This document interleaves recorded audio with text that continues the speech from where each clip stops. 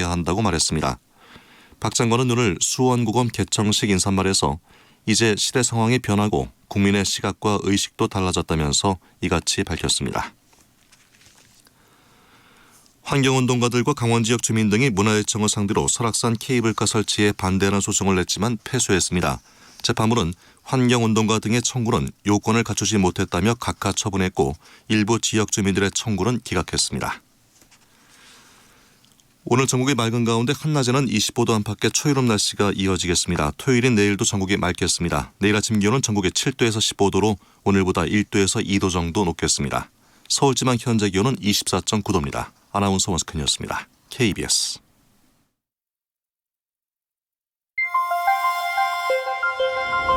대한민국 중심 채널 KBS 1라디오. Listen, everyone.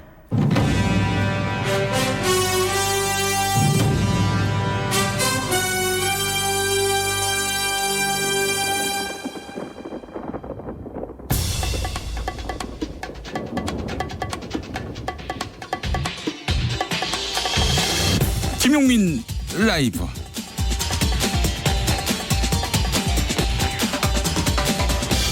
(2019년 5월 3일) 금요일입니다. 안녕하십니까, 김용민입니다. 잉글랜드 시의회의 피오나라는 이름의 하원 의원직을 잃었습니다. 과속벌점을 피하기 위해서 세입자가 내 차를 몬 것이다, 내가 몬 것이 아니라, 이렇게 거짓말을 했는데요. 거짓말은 발각됐고 끝내 징역형을 선고받았습니다. 그러자 주민 소환 운동이 벌어져서 유권자에 의해서 그 직을 박탈당하게 된 것입니다. 보궐선거 오는 6월 6일에 있습니다. 한국에서는 이게 불가능할까요? 대한민국의 지방선거로 당선된 모든 공직자, 시장, 도지사, 또 기초단체시장, 군수구청장, 시도의원, 시군구 의원, 아울러 교육감까지 주민 소환제를 통해서 직을 박탈할 수 있습니다. 그러나 대통령, 국회의원은 불가능합니다. 헌법으로 임기가 보장되기 때문인데요. 검사를 견제하기 위해서 1차 수사권을 경찰에 넘기고, 또 검사는 물론 판사, 경찰까지 견제하기 위해서 고위공직자 범죄 수사처를 신설하고, 사법개혁의 그림은 이렇게 하나 둘씩 완성돼 가는데 왜 국회의원에 대한 주민 소환, 국민 소환은 거론조차 되지 않을까요? 그게 정치 개혁일 텐데요. 국민은 잉글랜드가 부럽기만 합니다. 당신의 저녁은 아침보다 똑똑하다. 여기는 김용민 라이브입니다. 대한민국에서 가장 겸손한 스피커가 되고 싶습니다. 여러분은 지금 KBS 1라디오를 듣고 계십니다. 김용민 라이브 영상으로도 함께 하실 수 있는데요. 생방송 모습이 궁금하신 분들 어서 오시기 바랍니다. 유튜브 KBS 1라디오 계정, 그리고 김용민 TV로 보실 수 있습니다. 유튜브 검색창에 KBS 1라디오 또는 김용민 라이브 검색하시면 바로 보실 수 있습니다. 자, 5월 황금 연휴가 시작됐습니다. 오늘부터 다음 주 월요일까지 어떻게 보내실 예정입니까? 여러분의 계획 문자로 많이 보내주십시오. 샵 9730, 짧은 문자 50원, 긴 문자 100원입니다. 오늘 김용민 라이브 잠시 후 미세 뉴스봇에 함께하겠습니다. 변함없이 김수민, 오창석 평론가와 함께하겠습니다. 오늘 속 인터뷰에서는 정민호 포스코 바로 세우기 시민연대 대표와 함께할 텐데요. 정민호 대표는 전 포스코 홍보팀장입니다. 포스코 전 고위 직원이 말하는 포스코 현실 소상하게 전해드리겠습니다. 이어서 남다른 역사 함께할 텐데요. 역사 속 오늘 1972년 5월 2일부터 5월 5일까지 이 시기 이후락 전 중앙정보부장이 현직에 있을 때 비밀스럽게 방북했던 시기인데요. 당시 이후락 부장은 휴전선을 넘어서 평양을 방문하고 김일성 주석을 만나고 돌아옵니다. 그 이야기, 그때 그 사람들, 임영태 역사 저술가와 함께 짚어보겠습니다. 김용민 라이브 월요일부터 금요일까지 오후 5시부터 시작해서 7시까지, 토요일은 역시 5시 5분에 시작해서 6시까지 힘차게 달리고 있는데요. 오늘도 함께 하실 거죠?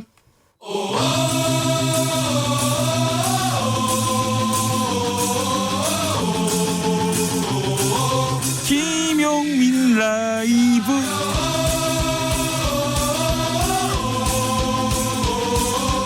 오후 5시 5분.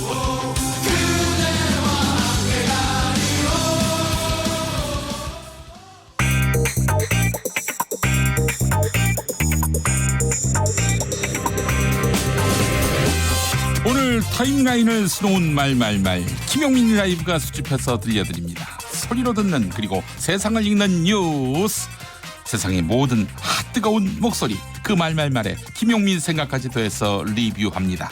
지금부터 볼륨 업, 귀 쫑긋 핫 소리. 자유한국당 황교안 대표가 문재인 스톱 광주 시민이 심판합니다 집회를 열려고 광주에 갔습니다. 그러나 20여 분 만에 현장을 떠나야 했습니다. 황교안 대표가 마이크를 잡자 광주 송정역 앞에 모인 시민들이 황교안 물러가라, 자유한국당 해체하라 이렇게 외치며 강하게 반발했습니다. 황 대표는 마이크를 들고 자유한국당 당원 여러분, 자 우리는 말씀 들으세요, 말씀 들으세요 라면서 상황을 수습하려 했지만 소용없었습니다. 자유한국당은 서둘러 현수막을 잡고 20여 분 만에 행사를 종료해야 했습니다. 당시 현장 상황 들어보시겠습니다. 광주 전남 주민들의 마음은 우리나라 과연 자유롭고 평화로운 자유민주주의 나라가 되기를 바라는 것 아니었습니까? 사법을 장악했어요. 헌법 재판소도 장악했어요. 여러분, 대법원장이 특정 세력의 멤버였던 거 기억하시죠? 이래가지고 법원이 제대로 되겠습니까? 김무성 자유한국당 의원이 어제 서울역 광장에서 열린 4대 강보 해체 반대 대정부 투쟁 1차 범국민대회에서 4대 강보 해체를 위한 다이너마이트를 빼앗아 문재인 청와대를 폭파해버리자 이렇게 말했습니다. 이은재, 정진석, 주호영, 임이자, 권성동 의원이 참석한 자리였고 무소속으로 한국당 입당을 예고한 이연주 의원도 동참했습니다. 정진석 의원과 김무성 의원의 발언 차례로 들어보시죠. 적폐청산이라는 미명에 수많은 사람을 감옥에 가다 쳐놓고 지금도 망나니 칼춤 추듯이 그 적폐청산이라는 정치 보복을 멈추지 않고 있는 것입니다, 여러분. 바로 이 적폐청산의 일환으로 탈원전도 4대 강도 철거도 감행하겠다는 그런 것입니다, 여러분. 문재인 대통령이 국민 절대다수의 요구를 거부하고 4대 강보를 해체한다면은 우리는 문재인 정권 폐지운동으로 나가야 됩니다. 4대 강보 해체를 위한 다이너마이트를 빼앗아서 문재인 청와대를 폭파시켜버렸습니다, 여러분.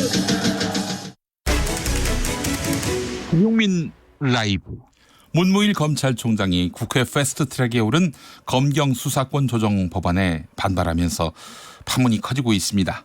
문무일 검찰총장 이야기는 특정한 기관, 즉 경찰에게 통제받지 않는 1차 수사권과 국가정보권이 결합된 독점적 권능을 부여하고 있다. 이것입니다.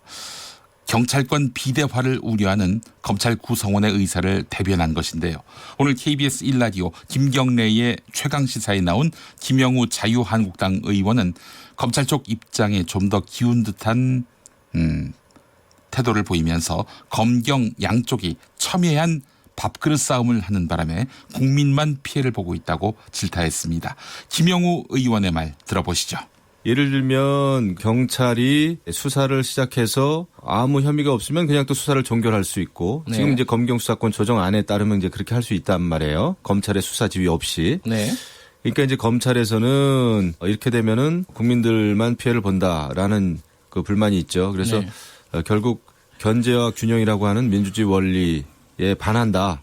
이제 이런 입장인데 제가 볼 때는 그렇습니다. 저뿐만 아니라 많은 분들이 그렇게 생각하시겠죠. 이게 검찰, 경찰 수사권 조정 문제는 결국은 국민의 권익을 위해서 네. 이게 시작이 돼야 되는데 국민에게 피해가 되면 안 된다. 공수처도 생기고 또 경찰도 수사 지휘 안 받으면서 수사 다 하고 또 종결 지을 수 있고 결국 누가 피해보느냐 이거죠. 누가 피해보느냐. 그래서 그것은 국민이 아니겠느냐. 이제 이런 그 입장인데. 이 자리에서 함께 토론한 경찰대 교수 출신 표창원 더불어민주당 의원. 경찰 수사에 문제가 있어도 검찰이 따로 나서지 않는 데다 검찰이나 검사의 범죄 혐의가 있어도 경찰이 함부로 수사 못하는 지금의 관행을 짚었습니다. 그런데 이번에 패스트트랙에 오른 검경 수사권 조정안은 이 구조적인 문제를 개선할 수 있을 것이다. 표창원 의원은 이렇게 긍정적으로 평가했습니다. 들어보시죠. 지금 그 지난 65년간 진행되어 오던 검찰이 경찰을 지휘하는 그 체제 하에서는 책임 있는 수사가 이루어지질 못해요. 예. 경찰은 형사소송법상 수사의 주체가 아니다 보니 그냥 검찰에 송치해버리면 끝이에요. 그래서 얼마나 잘못됐든 나중에 무죄가 판결이 내려지든 형사들은 전혀 거기에 대해서 책임을 지지 않습니다. 그리고 구속되거나 송치되면 점수를 받아요. 그거 가지고 나중에 뭐 승진도 하고 이렇게 되거든요. 그런데 지금 수사구조 조정안대로 이루어지게 된다면 경찰이 이 사건에 대해서 수사를 하는 데 있어서 끝까지 책임을 집니다. 그리고 검찰은 이와 분리돼서 별도로 기소를 하게 되기 때문에 경찰 수사가 충분치 않다면 받아주질 않아요. 어떤 사람은 힘이나 돈이 있다고 해서 죄가 있는데도 죄가 없는 것처럼 되고 반대로 힘이 없고 약한 사람은 죄가 없는데도 죄가 있는 것처럼 기소돼서 뭐 재판까지 갔는데 나중엔 무죄로 밝혀지고 아무도 책임 안 지는 이 구조를 바꾸기 위해서 지금 하고 있는 것이 수사권 조정인데. 김용민 라이브. 12.6 서울시장 보궐선거 당시 정보경찰이 한나라당 나경원 후보의 비선 캠프 역할을 했다는 경찰의 내부 문건. 파문이 적지 않습니다. TBS FM 김어준의 뉴스공장에 출연한 전 경찰개혁위원회 정보경찰 소위위원인 양홍석 변호사는 당시 정보경찰이 실제로 한나라당과 한 팀이었다. 이렇게 봐야 한다고 지적했습니다. 당시 민주당의 복지 정책에 대해서 정보경찰이 허구성을 부각시키라 이런 말을 했죠. 민주당이 부산 동구와 부산 울산 영남 총선 공략에 나섰다면서 전략을 세워야 한다는 말까지 했습니다. 당시 이상득 전 의원이 동생 이명박 전 대통령을 뼛속까지 친미와 친일이라고 발언하면서 논란이 된 바 있는데 이에 대해서도 정보경찰은 좌파 세력의 공격의 소재가 될 수 있으니 차단해야 한다. 이렇게 나오기도 했습니다. 양홍석 변호사, 이명박 정부 때부터 박근혜 정부 때까지 정보경찰에 이러한 한나라당에 대한 새누리당에 대한 정치 컨설팅이 있어 온 것으로 보인다. 이렇게 지적했는데요. 그냥 넘어갈 일이 아닌 것 같습니다. 방송 인터뷰 들어보시죠. 이게 원래 이 정보경찰이 이렇게 청와대에 입맛에 맞는 보고서를 계속 작성해왔던 게 관행입니까? 어떻게 보십니까? 그러니까 이 관행이다라는 얘기가 이번에 이제 그 치안감 두 분 영장 실질할 때 그분들이 말씀하셨다고. 이게 이명박 박근혜 때 쭉 이어졌고요. 그러니까 선거가 아닌 일상적인 정치 활동과 관련해서도 보호가 계속되고 있는 거죠. 맞습니다. 선거 아닌 내용도 있습니다. 그런데 이제 그 전부터 그러면 있었냐? 뭐 자유당 때도 있었을 것 같기도 하고 한데 문제는 이제 노무현 정부 때는 노무현 대통령이 이런 식의 정치 정보는 더 이상 보고하지 마라. 국정원으로부터도 보고를 안 받았으니까요. 예, 이런 지시를 분명히 했었고 그래서 노무현 정부 때는 이런 정치 정보와 관련해서는 최소한 보고 안 됐던 걸로 알고 있는데. 그런 보고하면 처벌했을 것 같아요. 그때는. 그랬을 수도 있습니다. 이게 내용을 보면요. 알아서 보고한 수준이 아니라 굉장히 주문 생산형인 것 같다는 생각을 하지 않을 수가 없어요. 굉장히 구체적이고. 내용을 실제로 보면 그렇습니다. 그렇죠? 그러니까 주문을 받아서 한 것도 있을 수도 있을 것 같고요. 이제 주문을 계속 받다 보니까 고객이 정해져 있으니까. 김용민 라이브. 손학규 바른미래당 대표가 유승민계 안철수계 인사들이 지도부 총사퇴를 요구하고 유승민 안철수 공동대표 체제 출범을 요구한 것에 대해 이런 말 앞으로도 계속한다면 당원 당규에 따라 징계 절차를 밟겠다고 경고했습니다. 손학규 대표가 오늘 아침 국회에서 열린 최고위원회의에서 한 말인데요. 그나저나 청년 최고위원인 김수민 의원과 당연직 최고위원인 권은희 정책위 의장이 당무 보이콧을 선언할 조짐입니다. 이렇게 된다면 의결 정족수가 무너져서 최고위원회는 제 기능을 할 수 없게 됩니다. 손학규 대표 발언 들어보시죠. 이러한 해당 행위를 계속하는 당원은 앞으로 당원 당규상 징계 절차에 따라 조치하겠습니다. 누구든지 당에 대한 충정으로 대표와 지도부를 비판할 수는 있습니다. 그러나 근거 없는 소문과 허위 사실을 마치 사실인 것처럼 유포해서는 안 됩니다. 더 나아가서 어제 발표한 결의문은 당의 당헌과 당규를 정면으로 위반할 뿐만 아니라 당내 민주적 절차를 무시하고 계파 패권주의를 부활시키겠다는 말밖에 되지 않습니다. 당헌 제6조는 전 당원이 지도부를 선출할 권리를 가지며 제23조는 선거를 통해 지도부를 선출함을 명기하고 있습니다. 그런데 이 모든 민주적 절차를 무시하고 안철수, 유승민 공동체제를 출범시키라는 주장은 당장 구체적인 대책도 없이 당을 흔들고 당권을 장악하겠다는 계파 패권주의에 지나지 않는 것입니다. 김용민 라이브. 1980년에 유시민 노무현재단 이사장이 작성한 진술서가 민주화운동 인사를 겨눈 칼이 됐다라는 심재철 자유한국당 의원의 주장. 이에 대해서 유시민 이사장이 입장을 밝혔습니다.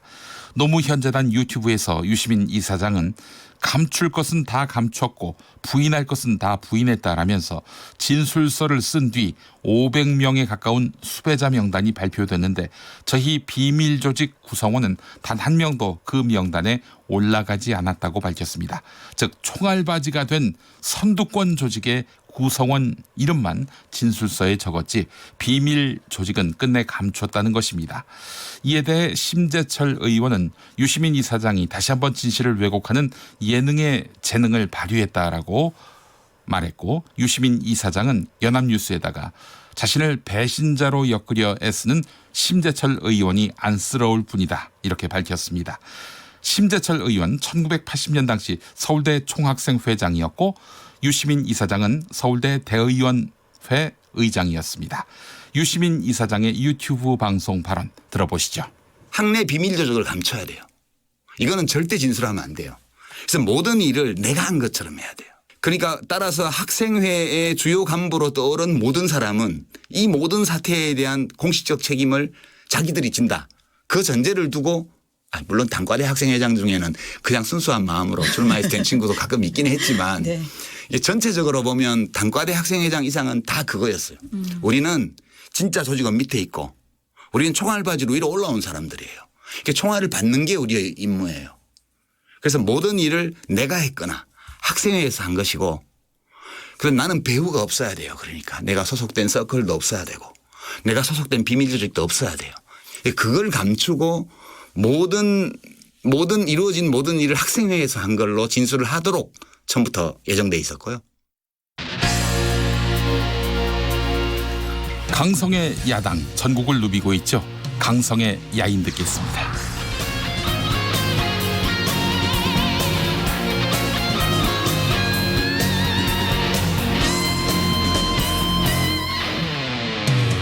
바람처럼 스쳐가는 정열과 낭만아 아직도 내게 겉은 꿈이 있어 이 세상 속에 남았지 기다리지 않는 세월 등 뒤로 하면서 달려온 이곳 외로운 도시를 나는 끌어안았지 사랑도 명예도 중요하지 않나 미래와 소망을 위한 세상이 내게 필요해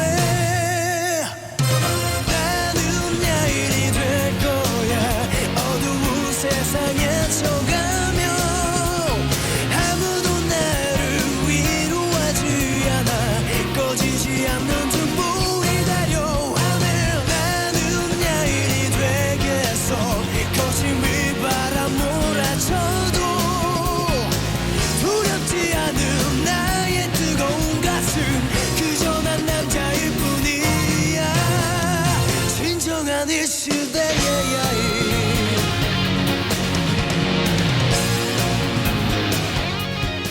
이창근님, 김용민 라이브 퇴근길에 확실한 선택 이 말씀 해주셨습니다. 감사합니다. 요즘에는 주 52시간 제도가 도입되면서 칼퇴 행렬이 줄을 잇고 있습니다. 자, 이럴 때는 김용민 라이브가 유일한 답 아니겠습니까? 여러분 많이 청취해 주시기 바랍니다. 자, 최정숙님, 제 모두 발언 들으시고 이렇게 말씀 주신 것 같습니다. 거짓말하는 의원에 대해서도 국민이 소환할 수 있는 국민 소환제가 있었으면 좋겠어요 라고 말씀하셨습니다. 8571번 쓰시는 분, 자유한국당은 집권할 때 뭘 잘못했나 봅니다. 자꾸 정치보복 이야기하고 있는데, 그래요. 8571번님 이런 말씀 주셨습니다. 자, 5시 25분 됐습니다. 교통정보센터 가보지요. 오수미 씨. 네, 이 시각 교통정보입니다. 고속도로 여기저기 교통량이 많은데 사고도 끊임없습니다. 경인고속도로 서울 쪽으로 부평 부근에서 있었던 사고의 영향으로 서인천부터 부평까지 정체가 심하고요. 서울 외곽순환고속도로도 구리에서 일산 방면으로 노고산 1터널 안에서 있었던 차량 화재 사고 때문에 송추부터 양주 쪽으로 밀리고 있습니다. 반대편은 차들이 많아 정체가 더 심합니다. 통일로에서 노고산 2터널, 구리에서 광암터널, 서하남을 지나 송파, 성남에서 판교까지 모두 합해서 30km가량 밀리고 있습니다. 당진 대정간고속도로 유성 방면은 공주 나들목 진입로에 대형 화물차인 트레일러 사고가 나면서 주변으로 혼잡하고요. 같은 유성 방면 신양 나들목에서는 작업의 영향으로 6km 속도를 못 내고 있습니다. 지금까지 KBS 교통정보센터였습니다. 그러한 뉴스를 놓습니다. 이게 이 샵 얼마 알려주는 건 없는 집만 그런 거예요. 없는 집만? 예. 그래도 문자 하나라도 받아보려고.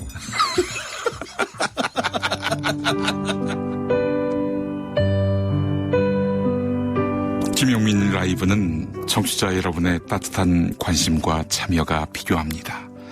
샵 9730, 짧은 문자 50원, 긴 문자 100원의 정보 이용료가 들고요. 어플리케이션 콩은 무료입니다.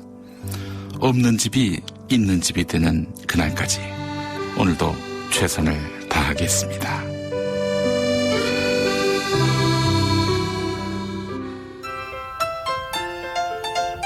네, 여러분 안녕하십니까. 용용 엄기용입니다. 석석 오늘 그 기동 취재 나간 걸로 알고 있는데 어디 나가 있습니까? 네, 현장을 아장아장 발로 2배로 열심히 뛰는 석석 오창석입니다.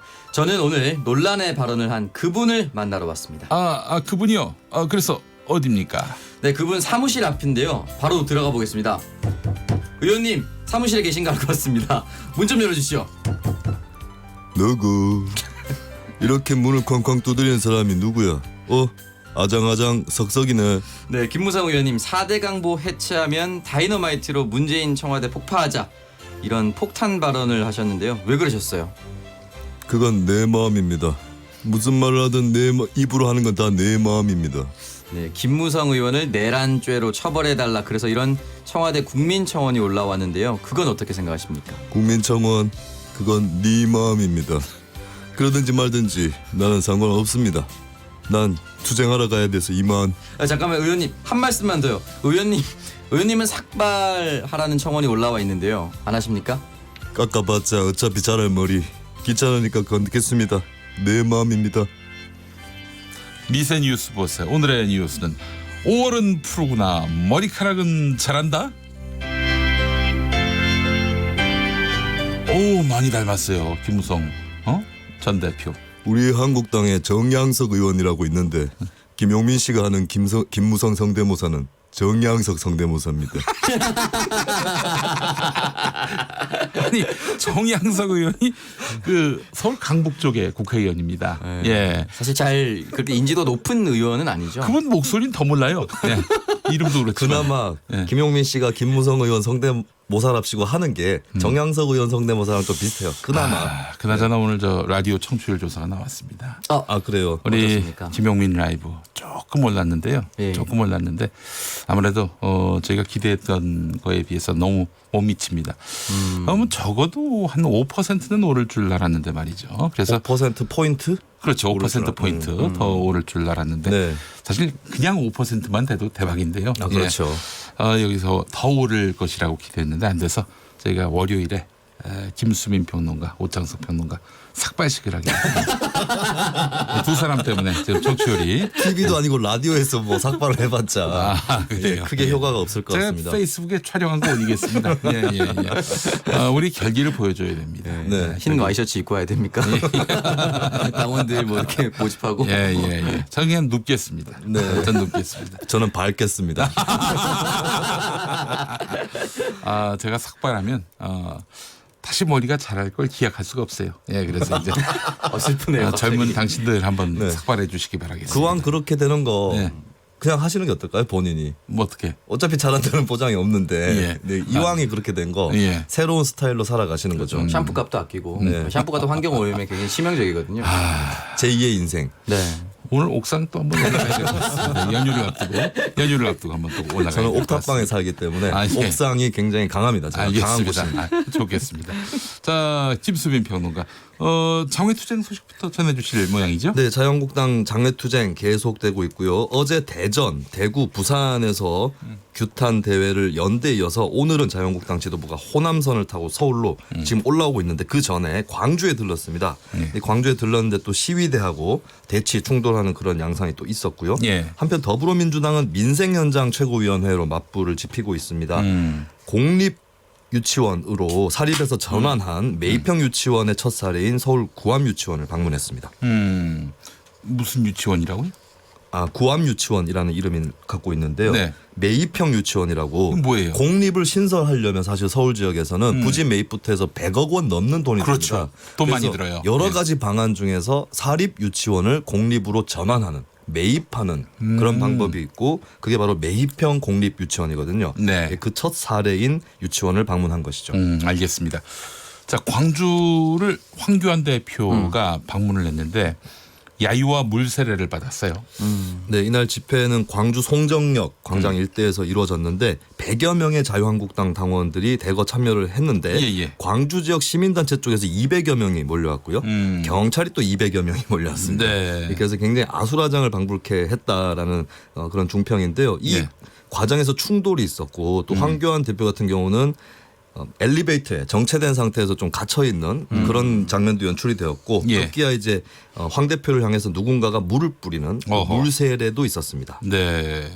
아주 광주 시민들 그 영상 보니까 굉장히 격앙된 표정을 짓더군요. 네, 이게 뭐 그냥 아무 일도 없는데 이런 일이 벌어진 건 아니고요. 5.18 망언 그게 있었기 때문에 그런데 이제 자유한국당이 전당대회를 할 때만 해도 호남 지역에서는 그 연설 대회를 치르지 않는 그런 모습이었는데 그 충청과 호남을 한데 치렀어요. 네. 이번에는 장외 집회를 하면서 어떻게 보면 적진이라고 볼 수 있는 광주를 또 들렀다라고 하는 사실이 좀 특기할 만한 것 같습니다. 이를 두고 뭐 일부 보도를 보니까 범여권 쪽에서는 이건 일부러 광주에 가서 아주 봉변당하는 이런 상황을 연출하기 위한 것 아니냐. 야당이 그런 구상을 갖고 내려간 거 아니냐 이렇게도 분석하더군요. 이 상황은 누가 봐도 불가피한 상황이에요. 이렇게 일이 터질 수밖에 없다는 걸 누구나 예상을 할 수가 있거든요. 근데 어쨌든 그걸 감수하고 내려간 거다라고 볼 수 있겠죠. 그건 확실한 것 같습니다. 이 광주 출신 신보라 의원도 동행을 했거든요. 광주 시민 여러분, 저도 광주 사람이고 민주주의를 지키기 위해서 왔습니다라고 하니까 광주 시민이 민주주의는 너네가 다 망가뜨렸잖아라고 또 항변을 하는 그런 상황도 연출이 됐습니다. 그것도 보도가 됐어요. 신보라 의원이 그러고 보면 정치적 기회를 하나 날렸네요. 5.18 망언 터졌을 때 당내 인사로서 굉장히 격렬하게 반발하고 비판했다면 존재감이 좀 부각되지 않았을까. 이 정도 징계가 말이 되는가 이러면서. 그래요. 호남 출신인 거 처음 알았습니다. 네, 그러니까 사실 그 당내에 늘 소신 뭐 소장파들이 있었어요. 예전에 한나라당의 김성식 의원이 임을 위한 행진곡을 국회에서 불러서 굉장히 주목을 많이 받았었거든요. 만약에 신보라 의원도 5.18에 대한 그 맥락을 이해를 하고 있다면 여기서 독자적이면서 소신 있는 발언을 내놨어야 됩니다. 네. 그때는 뭐 별 얘기 안 하고 말이죠. 그렇죠. 알겠습니다. 자유한국당의 장외투쟁 삭발식에 대해서 민주평화당 박지원 의원이 한마디 했는데 이게 또 오늘 포털에서 화제가 됐습니다. 네, 박지원 의원이 그런 구석기 시대 투쟁 방법은 지양하라. 구석기 시대 투쟁라고 비판을. 근데 구석기 때에 그 가위가 없을 텐데 삭발이 가능합니까? 그럼 신석기 시대 구석기 때는 장발을 하지 않나요? 철기 시대 때 간돌 뭐 이런 걸로 머리카락을 자를 수는 있겠죠 아마. 철기 시대에 이르러야 가위가 생길 수 있었겠네요. 예. 네, 아니면 청동검이라든지 예. 그런 걸로도 뭐 검으로. 네. 예. 네, 이 하지 말라는 이유 중에요. 야당 의원들이 할 수 있는 투쟁 방법이 한 3가지 정도가 있는데 예. 삭발과 단식, 의원직 사퇴가 있습니다. 근데 예. 이 3가지는 하지 말아야 한다라고 강조했습니다. 이유는 삭발은 해봐야 머리가 다시 길고요. 단식해서 죽은 사람 없고요. 네. 의원직 사퇴서를 낸 건 몇 명 안 되는데 큰 의미가 없었다. 그렇다면 지금의 시대에서는 지금의 논란이 있는 걸 협상 테이블로 올려서 토론과 논쟁을 통해 국민들에게 알리는 방법이 최적인데 예. 이런 단식이나 뭐 삭발은 옳지 못하다라는 네. 이야기를 했죠. 네. 알겠습니다. 자, 김수빈 평론가 다음 소식은 뭡니까? 네, 민주당이 계속해서 공천 룰을 확정해 나가고 있는데요. 네. 권리당원 50%와 국민 안심번호 선거인단 50% 이렇게 경선 방식으로 치른다라는 원칙은 뭐 이미 어느 정도 예측을 할 수 있었는데 네. 몇 가지 또 주목할 부분들이 있습니다. 예. 정치 신인 같은 경우는 공천 심사 시에 10% 내지 20% 범위 내에서 가산점을 받을 수 있도록 그렇게 되어 있고요. 현역 의원도 경선 원칙은 반드시 준수하기로 했었죠. 그리고 이제 선출직 공직자 평가 하위 20%에 대해서는 감산 수치를 이제 10%에서 20%로 상향 조정을 했습니다. 예. 그 밖에도 보면 이제 음주운전, 성범죄, 병력 비리 등에 대한 도덕성 기준을 강화했고 예. 여성 가산점 최대 25%, 청년 장애인 가산점 최대 25% 예. 이렇게 좀 상향 조정을 했습니다. 또 선출직 공직자가 중도 사퇴해서 보궐선거를 치를 경우에 이건 무슨 얘기예요, 이거는? 그러니까 어떤 사람이 예를 들어서 국회의원에 나오기 위해서 네. 단체장을 사퇴한다거나 다른 공직에 있던 사람이 사퇴를 할 경우에 보궐선거를 치러야 되잖아요. 예. 이게 사실 주민 여론이 안 좋습니다. 그렇죠. 이 부분에 대해서. 예. 그래서 이제 경선 감산점을 주기로. 그래서 근데 그게 종전에 10%였는데 30%로 강화하는 것으로 그렇게 윤곽을 잡았고요. 또 경선 불복자 탈당이라든지 제명 등의 징계가 있는 이런 경우에도 경선 감산을 최대 25%까지로 끌어올렸습니다. 네. 이 더불어민주당 경선에 한번 나가신 바 있던 오창석 평론가 이 룰 어떻게 평가하세요?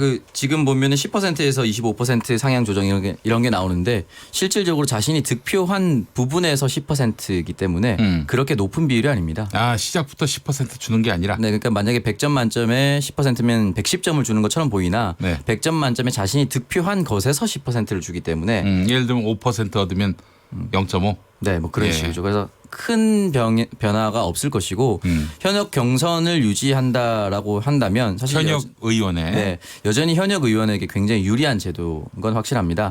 다만 이러한 예비 경선을 할 때 당원의 명부라든지 이러한 부분을 좀 공정하게 배분을 할 수 있다면 그거는 현역 의원만 갖고 있으니까. 네, 근데 현역 의원만 가지고 있는데 사실 이 명부 같은 경우는 그 각 시동당별로 관리를 하고 있습니다. 저는 적어도 공정한 경쟁을 하려면 당원의 명부는 공유를 하되 현역 의원이 본인이 직접 띄워서 얻은 당원이 아닌 일반 지지자의 번호는 공개할 필요는 없다라고 봅니다. 그건 나머지 도전자도 마찬가지라고 생각을 하거든요. 그러면 적어도 당원 명부에 대해서는 공정하게 나누고 투표를 하는 것이 옳다라고 봅니다. 당원 명부를 확보하지 못해서 낙선했다는 얘기가 있던데. 아니, 저는 이제 충분히 확보하고 낙선한. 예, 그래. 그럼에도 불구하고 낙선한. 지역 주민들은 정말 객관적입니다. 너무 지나치게 확보해서 낙선한 거 아닐까요? 왜 내 개인정보를 침해해? 그런 항의를 굉장히 많이 받았습니다. 진짜군요. 잡히면 가만두지 않겠다라는 그래요. SNS 메시지도 받았습니다. 네. 8801번 쓰시는 분 어찌됐든 전라도 사람들 문제예요. 선거 때 보면 전라도는 몰표가 나오는 건 왜 그런 건 문제 삼지 않나요? 이건 참 어떻게 보세요? 이건 팩트가 아니에요. 왜냐하면 2016년 총선 결과를 보십시오. 국민의당하고 민주당하고 경합을 벌였었죠. 그렇죠. 몰표가 없었어요. 전라도 몰표도 옛날 말입니다. 그리고 또 이 5.18 광주 민주화 운동의 진상이 제대로 규명되지 않았어요. 발포 책임자마저도 규명되지 않은 상황 아니겠어요? 이러니까 사실은 역사적 이런 문제들 진실 규명이 제대로 해소되지 않은 상황 속에서 그래서 말하자면 드러나고 있는 표징화되고 있는 호남의 한은 이건 뭐 단순히 뭐 어떤 특정 지역 사람들의 뭐 정치적 어떤 의사 표시 이 문제로 이렇게 단순화할 수는 없는 문제라고 보는 겁니다. 사실은 이제 만약에 한 지역의 문제라고 본다면 다른 지역에는 이런 현상이 없어야 되거든요. 근데 흔히 말하는 이제 TK 대구 경북 지역이라든지 또는 지난번에 박근혜 전 대통령이 출마했었던 달성군이라든지 이런 지역을 보면은 사실상 비슷하게 목을표가 나옵니다. 한쪽으로. 그렇기 때문에 근데 그 특정 지역 자체를 잘못했다 해서 그 지역 전체의 폄하로 이어져서는 안 된다고 생각합니다. 예, 그래요. 지역주의 쩌는 문자구나 하는 반응도 왔고요. 예. 좀 생각을 달리 하셔야겠어요. 8801번 쓰시는 분. 네네. 전혀 동의할 수가 없는 그런 내용의 말씀을 하셨어요. 예. 자, 다음 소식 한번 살펴보죠. 네, 바른미래당 지도부가 최고위원회에서 안철수 유승민 공동체제 출범과 자유한국당과의 합당 등에 대해서 강하게 비판하고 나섰습니다. 사실은 이제 손학규 대표가 어제 당내 일부에서 전현직 지역위원장 그리고 정무직 당직자가 모여서 지도부 사퇴를 요구했고요. 그리고 안철수 유승민 공동체제 출범을 요구했습니다. 여기에 대해서 개파 패권주의에 지나지 않는다라고 날선 비판을 내세웠습니다. 그러면서 당원 당규도 언급을 했는데요. 당원 6조는 전당원이 지도부를 선출할 권리를 가진다. 그래서 그런 선출할 권리로서 자신들이 탄생했고 제23조 선거를 통해서 지도부를 선출함을 명기한다. 이를 통해서 선출되었다라는 거 이제 말씀을 드린 거죠. 그 사람들한테. 그래서 지금 현재 또 김관영 원내대표 같은 경우는 지난 2일 유승민 전 대표가 경희대 강연에서 이런 말을 남겼습니다. 한국당이 개혁 보수로 거듭나겠다는 의지를 행동으로 보이면 오늘이라도 합칠 수 있다라고 발언을 남겼습니다. 여기에 대해서 김관영 원내대표가 조건부를 내세웠지만 그 말을 받는 입장에서는 우리가 갈 수 있는 명분을 만들어 달라는 시그널로 받아들여질 것이다. 그러니까 이제 자유한국당 보고 우리가 돌아갈 수 있도록 명분을 만들어 달라 이렇게 유승민 전 대표가 이야기했다라고 보는 거군요. 네, 김관영 원내대표가. 그렇죠. 사실 정치는 명분의 싸움이다라고 하는데 여기서 말하는 유승민 전 대표의 개혁 보수로 거듭나겠다는 의지의 행동이 굉장히 불분명합니다.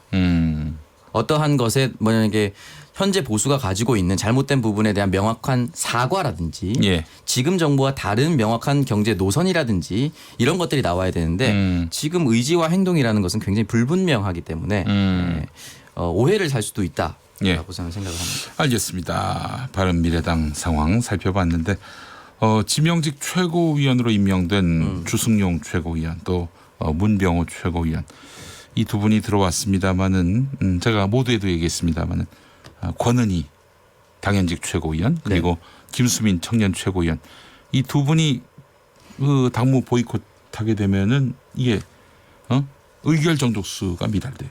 5명이어야 하는데 그렇게 되면은 사실상 당 지도부는 와해될 수밖에 없다는 그런 이야기가 나오고 있고요. 바른미래당의 미래 예측할 수가 없겠네요. 예. 자, 김수민 평론가 여론조사 관련 소식 준비하셨어요. 네, 보통 전국 대립이 격화되고 정당 간의 투쟁이 심해지면은 서로 이제 국민 여론은 우리 편이다. 뭐 이런 얘기들을 하는데 실제로 지지층이 결집되기도 합니다. 네, 그래서 이제 여론조사들을 좀 면밀히 볼 필요가 있습니다. 한국갤럽이 오늘 발표한 여론조사가 있는데요. 이 조사는 지난달 30일 그리고 5월 1일 전국 만 19세 이상 남녀 4명을 대상으로 실시가 됐고 휴대전화 RDD 표본 프레임에서 표본을 무작위 추출하는 전화조사원 인터뷰 방식으로 진행이 됐습니다. 설문조사를 했군요. 이게 기계로 돌린 게 아니라. 응답률 16%, 표본 오차 95% 신뢰 수준에서 플러스 마이너스 3.1%포인트인데요. 결론부터 말씀드리면 한국갤럽이 조사합니다. 한국 정치의 판도 변화는 없다라는 것입니다. 그래요? 이렇게 요란하게 조사 개요를 얘기해놓고 한마디로 판도 변화는 없다. 문재인 대통령 국정수행 지지율 전주보다 1%포인트 상승해서 45%를 기록했습니다.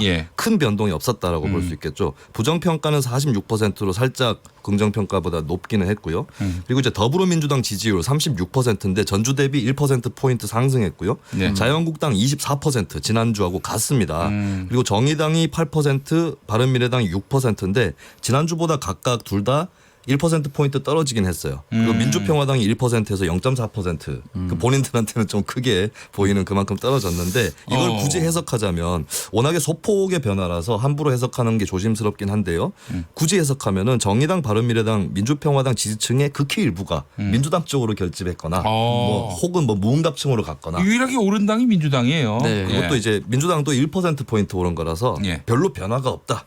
그냥 각자 지지층들이 서로 원래 하던 얘기들을 하고 있을 뿐이다라고 정리할 수 있겠습니다. 예. 그 뭐 문재인 대통령 지지율도 좀 올랐으니까 조금 이 상황은 정부 여당에게 유리한 국면으로 흐르고 있는 것 아닌가. 그 조짐이 보인다는 거죠. 손해 본 건 없다. 손해 본 건 없다. 있고 그리고 이런 경우에 조심해야 될 것이 실수하는 쪽이 불리해요. 아, 그렇죠. 뭘 잘하려고 하기보다는 말이라든가 이런 걸 실수해 버리면 불리해진다. 이런 경우가 있습니다. 네, 그렇습니다. 오창석 평론가 다음 소식은 뭡니까? 네, 세월호 의인으로 불리는 김동수 씨가 세월호 참사의 진실을 밝혀달라며 국회 앞에서 자해를 해서 병원으로 세상에. 옮겨졌다라고 합니다. 네. 지난 3일 오전 9시 10분께 여의도 국회 정문에서 미리 준비한 자신의 흉기로 이제 몸에 상처를 냈다라고 하는데요. 현재 그 응급 처치 후에 생명에는 지장이 없는 상태인 것으로 다행입니다. 전해졌습니다. 김동수 씨는 이제 외상 후 스트레스 장애를 호소해서 치료를 받아왔고요. 그동안 몇 차례 자해를 시도한 적이 있었습니다. 지난해 7월에도 청와대 분수광장에서 시도를 했고요. 비슷한 내용으로 역시 세월호 참사에 대한 진상을 규명해달라. 라는 이야기를 했습니다. 보건복지부가 2015년 6월 의상자로 인정을 했고요. 행정안전부는 지난해 1월 김 씨에게 국민 추천 포상을 수여하기도 했습니다. 세월호 참사의 진실을 밝혀달라면서 자해를 했다. 진상규명 속도를 좀 내야 할 텐데 말이죠. 예, 그리고 사실은 이때 도움을 많이 줬던 잠수사들이라든지 또 잠수사들의 가족을 위해서도 이 외상 후 스트레스 장애나 이런 2차 피해를 막기 위해서 치료하는 방안을 많이 강구해야 됩니다. 이 박주민 의원이 이제 일명 김관홍법이라고 하는 4.16 참사 피해 구제 및 지원 등을 위한 특별법 일부 개정 법률안을 발의를 해놨지만 현재 자유한국당이 법사위에서 반대하면서 여전히 계류 중에 있습니다. 예. 4318번 쓰시는 분 제발 이제 좌판이 우판이 구시대적인 언쟁은 하지 맙시다. 소수 정치인이 그렇게 표현해도 언론에서는 지양해야 합니다. 좌익이니 우익이니 일제 잔존 의식을 갖고 있는 소수 정치인들 한심합니다. 어제 자유한국당 대표가 좌파 폭력 독재 연장이란 장외 연설 어색하고 추해 보였습니다. 내년 총선 앞둔 거리 현수막 대구에는 지역 감정 부추기는 구시대적인 발상. 네, 그 발상을 보면서 한심하게 느꼈습니다. 이런 말씀 해주셨습니다. 긴 문자를 보내셨네요. 네. 다음 소식은 뭐죠? 김수민 평론가. 네, 최근 세간에서 가장 높은 관심을 받고 있는 사건 사고죠. 의붓딸 살해 사건에 대해서 이 구속영장이 기각이 됐습니다. 경찰과 법원의 판단이 엇갈린 건데요. 일단 경찰 입장에서는 여러 가지 정황들을 봤을 때 뭐 범행 직전에 사실 이 의붓딸을 살해할 때의 친모가 그러니까 계부가 살해할 때 친모가 그 현장에 있었지 않습니까? 그리고 그 정황들을 보면은 이제 범행 직전에 명백하게 살해 의사를 계부가 밝혔음에도 그 친모가 소극적으로 대응을 했고 차량 안에서 좌석도 맞바꿨고 또 이제 그 살해범의 부탁으로 생후 13개월 아들의 눈을 가방으로 가리기도 했다는 것이죠. 이걸 봤을 때 경찰은 이게 살인 및 살인 방조 혐의가 있다라고 얘기를 한 것인데 법원에서는 이제 범행 가담이라든가 살해 공모 이런 것들을 소명하기에 증거가 부족하다. 이 정도 갖고는 이 정도 정황 증거로는 범죄자라고 보기 어렵다. 네, 그리고 사체 유기 방조에 대한 수집 증거가 부족하다. 이런 것들을 통해서 영장을 기각했습니다. 예, 알겠습니다. 오창석 평론가 다음 소식은 뭡니까? 네, 그 김정은 북한 국무위원장의 이복형이죠. 김정남을 살해한 혐의로 구속 기소됐다가 공소 변경으로 징역 3년 4개월이 선고된 베트남 여성이 3일 출소했습니다. 네, 외신에 따르면 베트남 국적자 도안티 흐엉의 변호인인 태포택 변호사가 이렇게 이야기를 남겼는데요. 지난 2년 동안 구속이 돼서 재판을 받았고 형기 상당 부분을 채운 상황에서 모범수로 인정이 돼서 감형이 됐다라고 이야기를 합니다. 이 사건을 다시 한번 말씀드리면 인도네시아인 시티 씨와 함께 이흥 씨가 2017년 2월 13일 쿠알라룸푸르 국제공항에서 김정남의 얼굴에 화학 무기인 VX 신경작용제를 발라서 살해한 혐의로 체포돼서 재판을 받아왔습니다. 예. 근데 사람들이 이제 누군가 시켜서 한 것이 아니냐 이런 의심을 했었는데 여기에 대해서 리재남, 리지현, 홍송학, 오종길 등의 북한 용의자 4명은 이 두 사람에게 리얼 TV용 몰래카메라를 찍는다 라는 이야기로 이 사람들을 설득해서 살해 도구로 이용을 했다라고 이제 주장을 한 거거든요. 이 4명은 이제 범행 직후 출국해서 현재 소재가 불분명하고요. 이 여기에 대해서 공범으로 재판에서 들어갔었던 인도네시아 시티 아이샤가 있을 때 인도네시아 정부가 많은 외교적인 노력을 통해서 말레이시아 정부를 압박을 했고 이렇게 석방을 할 수밖에 없었다라는 내용이 나왔습니다. 공범 중에 한 사람이 이제 인도네시아 사람이었군요. 네, 한 사람이 이제 인도네시아 사람, 한 사람이 이제 베트남 사람이었습니다. 예. 알겠습니다. 그러니까 이 사람들이 김정남을 살해한 것은 맞지만 뭘 모르고 리얼리티 TV 쇼에 뭐 엑스트라가 돼달라 이런 요청을 받고 한 것이지 살해 의도를 갖고 김정남을 살해한 것은 아니다. 네, 만약에 사전에 알았더라면 어떠한 대가성이 있던 어떤 것들이 오고 가거나 또는 사전에 알 만한 정황들이 포착이 되어야 하는데 그러한 연결고리들이 전혀 밝혀지지 않았다는 것이죠. 북한 소행으로 보고 있는 거군요. 네, 그 북한에 있는 그 4명의 용의자를 의심하고 있지만 북한 정권 차원에서 했는지에 대해서는 말을 아끼고 있다. 네. 현지 언론이 보도하고 있습니다. 쉽게 규명될 문제는 아닌 것 같네요. 영원히 미궁에 빠질 확률이 높다고 생각합니다. 네, 알겠습니다. 자, 김수민 평론가가 다음 소식 전하기 전에 김선미님 좌익 우익 사람 나누는 자가 범인입니다. 나누기 말고 더하기 해야죠라고 하셨고요. 유튜브에서 삼겹살님 네. 좌파 우파 따지지 말고 귀납하고 여론에 좀 귀 기울이라고 이런 말씀하셨습니다. 자, 김수민 평론가 소식 전해주세요. 네, 서울지방경찰청 사이버수사대가 언론인들이 구성한 단체 채팅방에 대한 내사를 벌이고 있습니다. 오, 그래요? 이게 무슨 일이냐면 이 방에서 성관계 불법 촬영물 유포 논란이 빚어졌습니다. 특히 이제 버닝썬 동영상이라고 알려져 있는 이런 촬영물들과 각종 음란물이 기자들과 PD들 사이에서 이 방에서 공유됐고요. 참 이름이 웃겨요. 이 단체 채팅방 이름이 시와 문학이 흐르는 방입니다. 참 네. 굉장히 역설적인 제목을 달고 있고 무려 200여 명이 역설적이라기보단 반어법적인 표현 아닌가요?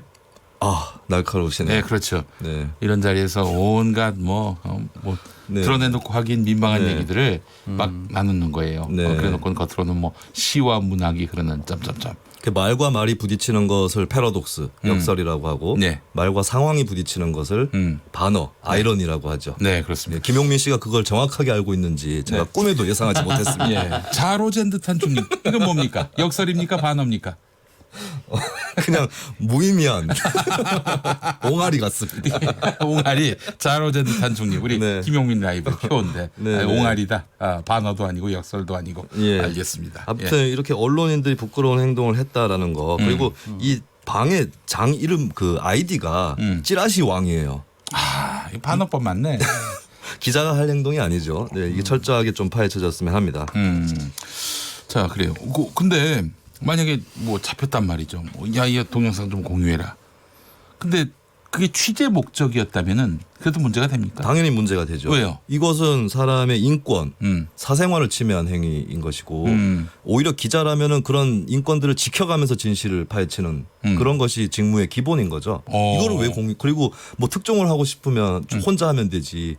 왜 공유를 하겠습니까? 어떠한 논리로도 정당화할 수 없는 행위다라고 볼 수 있겠습니다. 개인과 개인 사이의 대화로 야, 그거 좀 줘라. 네. 그건 괜찮지만 이 단체 대화방에서는 그런 거 하면 안 된다. 개인 사이에서도 하면 안 되죠. 안 함부로. 됩니까? 네. 뭐 수사기관에 넘긴다거나 뭐 이런 거면 모를까. 그리고 이들이 무슨 취재를 잘하기 위해서 이렇게 행동했다고 보기는 어렵죠. 네. 알겠습니다. 자, 오창석 평론가 다음 소식 뭡니까? 네, 국가인권위원회가 주최한 사형제 및 대체형별 청문회에서 사형제도 존치를 둘러싼 경론이 벌어졌습니다. 결국 이제 사형제를 폐지할 것인가, 존치할 것인가, 또는 폐지 후에 다른 대체형벌을 도입할 것인가에 대한 문제가 있었는데요. 토론이 있었는데요. 사형제 폐지 찬성 측은 5판의 가능성이 있고 효력이 불분명한 사형제를 폐지하고 대체형벌을 도입하자라고 예. 주장을 했고요. 반면 존속 측은 사형제 폐지 주장은 살인 범죄 피해자를 증가시키는 반인권적 반헌법적 조치다라고 반박을 했습니다. 예. 사실 이 문제는 이제 예전부터 오던 문제고요. 1997년 김영삼 정권 이후부터는 예. 사실상의 사형제 폐지 국가로서 우리나라가 지금까지 오고 있지 않습니까? 여기에 대해서 인권 의식이 높아진 것도 있겠지만 김대중 대통령 스스로가 사형수가 돼서 그 오판의 희생양이었기 때문에 더 조심스러웠을 겁니다. 지금 각종 폐륜 사건들이 일어났을 때 과연 사형제를 폐지하고 있는 것이 맞느냐, 차라리 사형을 집행하라라고 얘기하는 여론도 있고요. 얼마 있으면 또 풀려나올 수도 있는 건데 더 강화해야 되는 것이 아니냐라는 이야기들이 있습니다. 알겠습니다. 자, 시간 다 됐나요? 하나 더 소개할 수 있겠네요. 예, 6.25 전사자 추정 유해가 추가 발견됐다는 소식. 이 소식까지 살펴봅시다. 화살머리 고지라고 예, 예. 한국 전쟁 때 종전을 앞두고 연합군이랑 중공군이 치열하게 싸웠던 지역이 있습니다. 여기서 전사자로 추정되는 유해 60점이 추가로 발굴이 됐습니다. 지금까지 이제 총 92점이 발굴된 것이고요. 예. 이 유해는 유해 발굴 감식단으로 봉송돼서 앞으로 신원 확인이라든지 정밀 감식, DNA 분석 등을 거칠 예정입니다. 예, 알겠습니다. 자, 서기한 수부터 갈까요? 네. 지금 자유한국당, 바른미래당 합당 얘기가 나오는데 합당엔 합당한 이유가 필요하다. 무성의한. 지금 날 불렀습니까? 내가 잘못 들었나? 잘못 들으셨어요. 김 대표님. 예, 아닙니다. 자, 그래요. 민의 한 수는 뭡니까? 자유한국당이 대전, 대구, 부산, 광주를 집회를 했었죠. 네. 김무성 의원님이 한마디 하십니다.